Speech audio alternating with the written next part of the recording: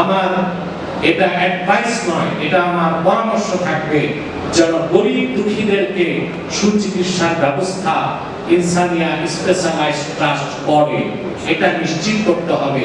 তাহলে এটা শুধু ব্যবসা হবে না, শুধু মানব সেবা হবে না, এটা মহান ইবাদত বলে গণ্য হয়ে যাবে। সুচিকিৎসার জন্য তিনটি বিষয় নিশ্চিত করতে হবে। একটা হচ্ছে অভিজ্ঞ ডাক্তার চিকিৎসক, দ্বিতীয় হচ্ছে নির্ভেজাল ঔষধ, তৃতীয় যেটা সবচেয়ে বেশি দরকার, ত্রুটিমুক্ত ইনভেস্টিগেশন ব্যবস্থা। ডাক্তার খুব অভিজ্ঞ কিন্তু ইনভেস্টিগেশন ঠিকমতো হচ্ছে না, প্রপার ট্রিটমেন্ট সম্ভব নয়।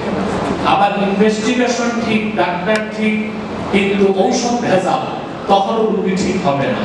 সেজন্য ব্যক্তিগত উদ্যোগের পাশাপাশি সরকারকে রেসপন্সিবিলিটি নিতে হবে যে এই দেশের মানুষ সুচিকিৎসা পায়।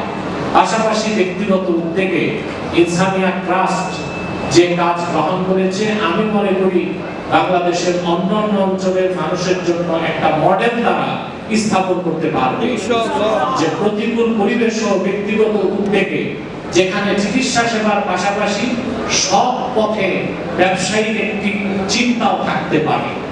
এখানে তো ব্যবসায়িক চিন্তা থাকতেই হবে, কমার্শিয়াল ইন্টেনশন না থাকলে মানুষ তো এই জনসেবামূলক কাজে আসবে না।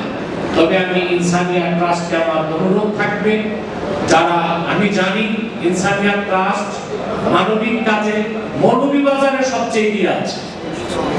আমি জানি না সিলেটে আর কোনো মানবিক সংস্থা কতটুকু কাজ করে আমি জানি না, যেহেতু আমার পৃষ্ঠপোষকতায় আমার দোয়া প্রাপ্ত হয়ে আব্দুল নূর মোহন ইনসানিয়া ট্রাস্ট শুরু করেছে, যার ধারাবাহিকতায় ইনসানিয়া স্পেশালাইজড হসপিটাল, আলহামদুলিল্লাহ ইনসানিয়া স্পেশালাইজড হসপিটাল যা মৌলভীবাজারে প্রতিষ্ঠিত হয়েছে ব্যক্তিগত উদ্যোগে, তা নিশ্চয়ই একটি মহতি উদ্যোগ বলে আমি মনে করি।